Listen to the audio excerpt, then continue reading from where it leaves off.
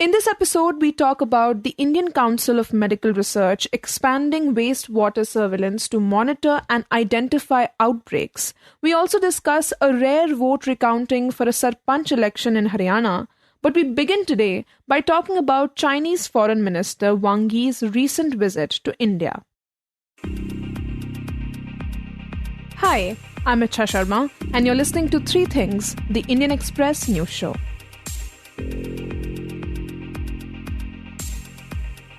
Earlier this week, Chinese Foreign Minister Wang Yi began a 2-day visit to India, marking the first senior-level engagement between New Delhi and Beijing since the two countries completed a troop disengagement process along parts of the line of actual control late last year.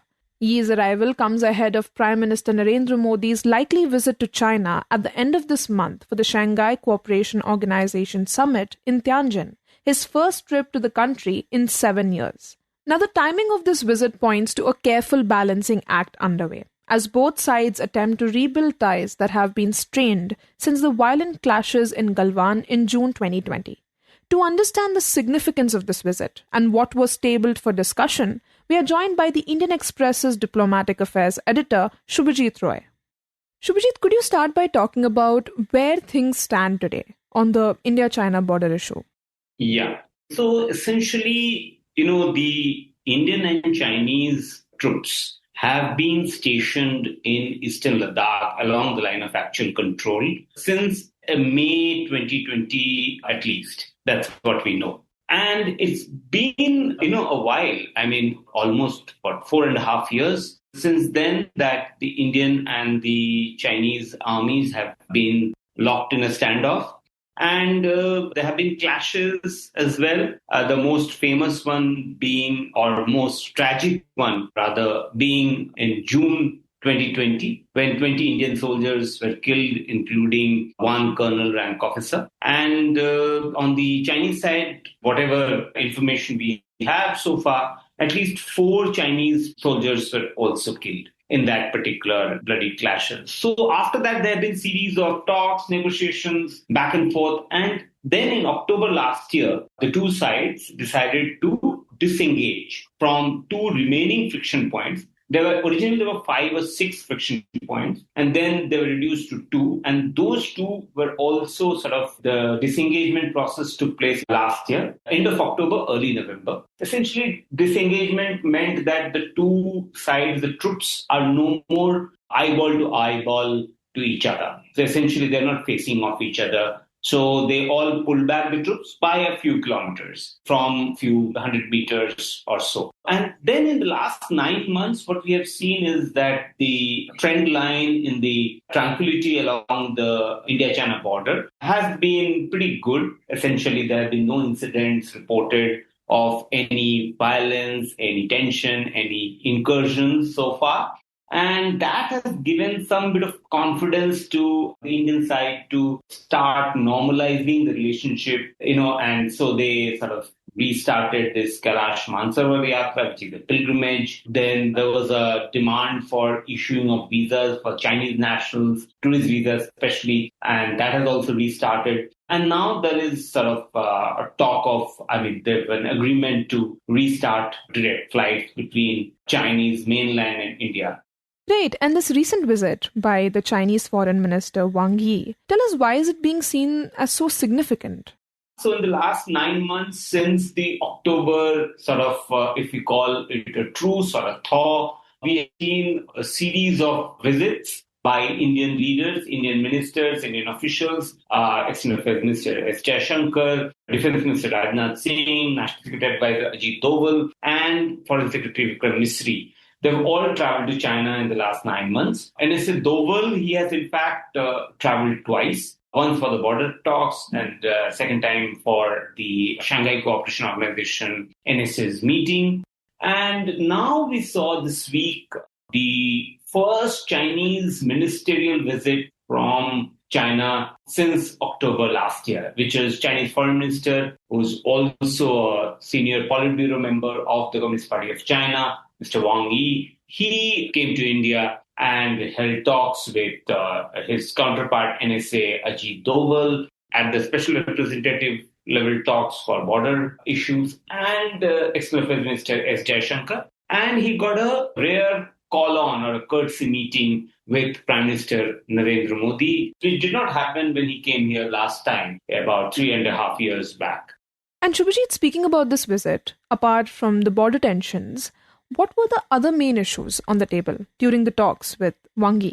So the border issue and the bilateral relationship, these two have been interlinked since India-China border dispute came to the fore. But, there was a fundamental change that happens since Galwan, since the clashes in June 2020, that India essentially felt that, a tense border situation impacts the bilateral relationship. And unless you have a stable, peaceful, quiet border, you cannot have business as usual on the bilateral relationship as well. So therefore, there was obviously at that point in time, there was a pandemic, but there were no flights, there were no sort of travel because of the pandemic, but they never took off even after the pandemic sort of went away and life came back to normal. But India-China trade continued, but travel, tourism, exchanges between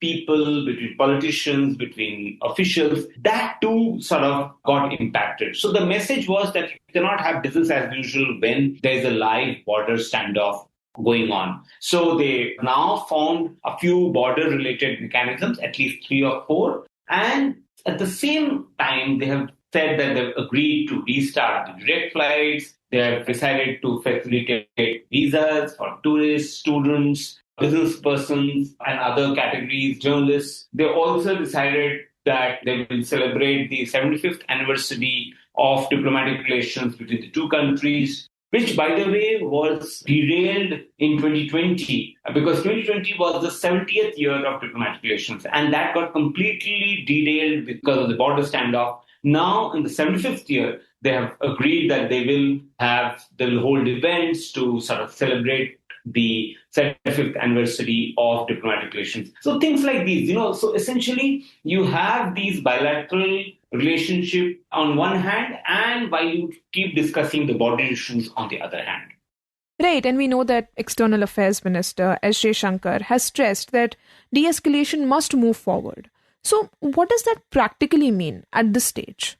So essentially, what happens now is that there's still 50,000 to 60,000 troops from India which are standing guard, which are deployed to protect India's borders in those icy heights and the freezing temperatures in eastern Ladakh. Now, they have spent like 5 winters, in a standoff situation and in those inhospitable climates. So I think the idea is that, while you are trying to normalize the relationship, de-escalation, which essentially means reducing the number of troops to back whatever the number was. I mean, the number could be anywhere between 15,000 to 20,000 to 10,000, whatever the previous number was, to scale it back to that. And that will happen only when there is enough amount of trust with each other. So that is where we are when we talk about de-escalation of Indian and Chinese troops along the India-China border. And Shubhajit, we know that both sides spoke about supporting multipolarity, basically distribution of power, and working within frameworks like BRICS and SCO. So could you just talk about where India and China's interests converge and where they diverge in these global forums? So, India and China actually are on the same side when it comes to climate change, because the Western countries want Indian and Chinese economies to or societies to adopt green technologies, and they see these two countries as polluters of this century. And in that debate, India and China sort of push back together, saying that the Western countries are being are holding India to a different standard while they had polluted in the previous centuries. And India and China both need energy and low-cost energy to propel their growth. And also, there are these non-Western groupings like BRICS or SCO. That is where India would like to cooperate with China when it comes to giving alternative to the world on a non-Western model of development or governance. But the divergences are also many. So when we talk about multipolarity, what it essentially means, what India essentially wants is that, China sees itself as the new superpower next to rival only the US. And it sees itself as the second pole, the other pole apart from US. So India doesn't want a bipolar moment all over again. So India also sees itself as another pole. And that's where the multipolarity concept comes in international relations and geopolitics. So whereas China sees itself as the biggest pole and the only pole in Asia. And that is what India sort of contends and argues against, and says that India is also an influential player and a leading power, an emerging economy, and soon going to be the third largest economy, right now the fourth. And it wants to be taken as seriously as another pole. So that is one point of sort of serious divergence with China. Right. And another issue that emerges is China's ties with other neighboring countries. So could you talk a bit about that?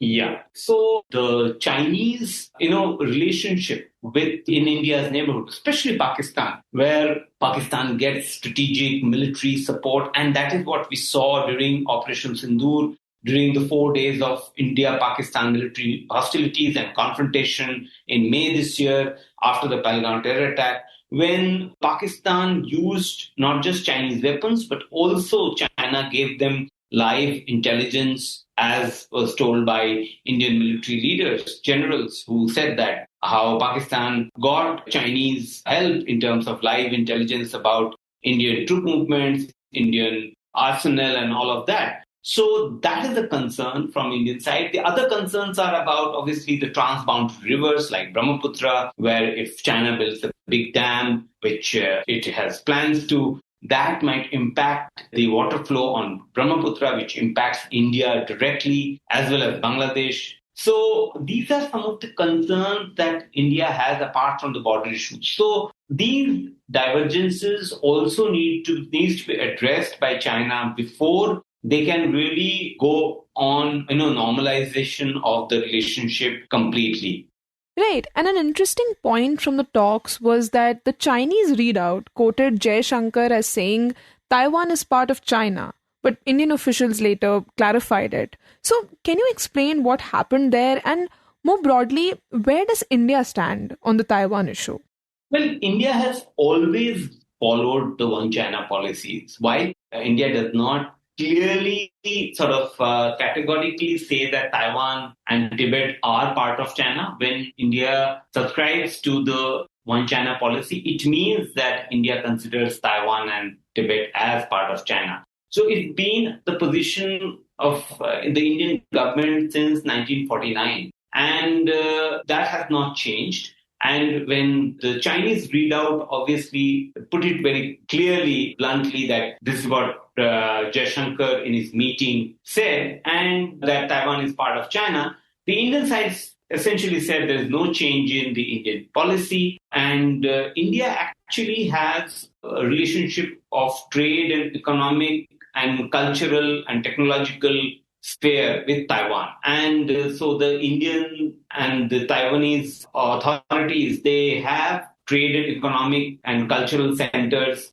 in each other's countries. And that has been there since 1995. What happened was in 2010, India stopped articulating that India follows the India-China policy. And since then, that has been the template that India has followed. So this is China's way of getting India to restate that India follows the One China policy. India has sort of maintained that ambiguity, but it actually follows the One China policy since 1949. And lastly, Shubhajit, this meeting comes just before PM Modi's expected visit to China for the SCO summit. And with both countries also facing global economic pressures, the tariffs, for instance. So how does this visit fit into that larger geopolitical picture? Yeah, I think what happened during the last, say, 6 months since the Trump administration came to power for the second time, it has sort of put immense pressure on India, especially now with the threat of 50% tariffs on India. It actually is even more than China. China is, I think, 30 or 35%. And that has really changed the public opinion against the US. In that light, in that context, India's engagement with China, with Russia, and its attendance at SCO needs to be seen. It is part of India's strategic autonomy, strategic independence to engage with whoever it wants, and it sort of sees it fit. But having said that, India-China relationship has to come over, the trust deficit that has developed because of the border standoff. And I think Prime Minister's visit, what it does is it gives a leader-level direction and guidance to the Indian establishment on how to approach. So at the top level, while Prime Minister Modi and President Xi Jinping will have a meeting and they would want to work towards re-normalizing the relationship. But at the ground level, much work has to be done by both sides, officials, business, party, policymakers, military, to smoothen the ties and bring it back on track. So it's a task cut out for both sides.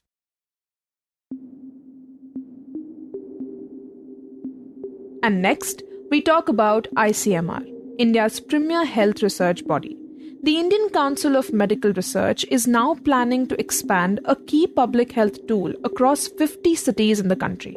This tool will use samples from sewage or other environmental waters to monitor infectious diseases and identify outbreak trends early. This is called wastewater surveillance. So essentially, instead of testing patients to see what kind of infections are in circulation, wastewater surveillance depends on checking for different viruses and bacteria in the sewage system. This is the Indian Express's Anonna Dutt, who reports on health for the paper.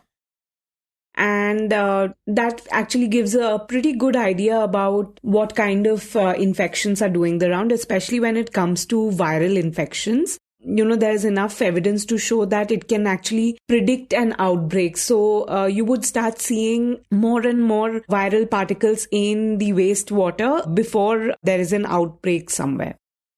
Now, the ICMR will also be using wastewater surveillance to track some of the more commonly reported symptoms linked to several pathogens. Things like fever, diarrhea, acute encephalitis syndrome, and respiratory distress. In this segment, my colleague Niharika Nanda speaks to Anonna about how this tool could strengthen early warning systems and help track disease outbreaks more effectively. Anonna, which are the main diseases currently being monitored through wastewater surveillance? So the strongest wastewater surveillance that we have right now is for polio. Essentially, because polio has been eliminated in the country, we do wastewater surveillance to keep an eye just to see if, suddenly some viral particle starts showing up, we would know that there might be some cases somewhere. This has also helped in detecting some cases of vaccine-derived polio, which is since the vaccine for polio uses a weakened form of the polio virus itself. Sometimes in some people with very weak immune system, the virus can again regain its ability to cause infection and paralysis. And these cases can also be tracked through wastewater surveillance, which has happened in the past. When it comes to COVID-19, not too many cities do the surveillance for COVID-19. Around, say, 5 cities across India does it. And in those areas, we have seen that it can actually predict an outbreak much before. Some of the variants that were detected much later in patients' samples started showing up months before in the wastewater. And we understand that now the ICMR plans to expand this surveillance method to 50 new cities, right? Yes. So ICMR is planning a big expansion of wastewater surveillance. They want to do it for 10 different viruses and also across 50 different cities. This will actually keep an eye on what kind of infections are doing the rounds, and it can also pick up, if there is some, say, new viral or bacterial infection, that will also get picked up in this routine surveillance. And Anonna, you mentioned that wastewater surveillance will now be used to identify 10 different viruses. So what diseases or public health trends will this system help track? What is the main focus here? So there are 10 viruses and pathogens that ICMR will focus on, but we do not have an extensive list of that yet. The 5 things that you are pointing at is something known as the syndromic surveillance, which already has started happening in patient samples. So, for example, if a patient comes in with respiratory distress, or if they come in with diarrhea or fever, these kind of symptoms, certain patient samples are picked up every month and they are tested to see whether the most common pathogens are causing them. And then, of course, by that you can track the trends of, say, whether it's COVID-19 or RSV or flu that is causing the respiratory symptoms, or maybe E. coli causing the diarrhea. So you can keep a track of what is causing these symptoms, which helps in, implementing public health measures accordingly. This cannot be done exactly for wastewater surveillance, but this will feed into the same surveillance. So if you discover certain virus in the wastewater, take for example COVID-19, then you know that, if you're receiving respiratory infections in your hospitals, it is most likely to be COVID-19, which you've already found in wastewater. So these two surveillance systems will go hand in hand to help, the public health authorities identify what pathogens are causing what kind of symptoms, what is in circulation, what are the measures that can help in preventing an outbreak, or how to deal with an outbreak if it has already happened. So other than, testing for these 10 pathogens that I mentioned, another use that this wastewater surveillance would be put to use is antimicrobial resistance survey. So as we know, there's a growing antimicrobial resistance. The, antibiotics that were working for certain infections previously don't seem to be working. People need higher doses. There's an increase in hospitalization timing because of these antibiotics not working as well as they should. And this wastewater surveillance will also be used to, look at what antimicrobials are working for what kind of infections, what antimicrobials the pathogens in an area might be resistant to. And again, this data is not for just research, which of course it will help a lot in studying the antimicrobial resistance patterns in the country, but also to sort of help hospitals and health centers in an area to understand which antimicrobial they can probably give for certain infections. So this is also something that ICMR plans to do during their wastewater surveillance. And currently, samples are only being collected from the people who visited the hospital for certain medical issues like respiratory problems, right? So actually, we didn't have, like I mentioned, syndromic surveillance, and that syndromic surveillance would happen for 5 different kinds of symptoms. That would include, say, one I mentioned, diarrhea. It would include fever, respiratory symptoms. It would include encephalitis. If you're aware, there were these cases in Bihar of children falling ill and having these brain swelling, and we didn't know what was causing them. Later, it was found out probably it was Japanese encephalitis. So these syndromic surveillance was not really happening in India. Of course, whatever data we had came from, hospitals testing patients. But now we have started doing an active surveillance. Of course, for respiratory diseases, we started this much before. We started doing it right after the 2009 swine flu pandemic. And since then, the network has grown stronger. For the other symptoms, the surveillance was started late last year sometime, probably early this year. So now we are going out actively and telling hospitals that whenever you receive these cases, send these laboratories a certain number of samples so that every month what infection is causing these symptoms can be tracked. now, again, same surveillance will start getting data from wastewater testing as well to strengthen the network. And Anonna, how do we see this wastewater surveillance helping medical professionals and improving the public health systems of the country?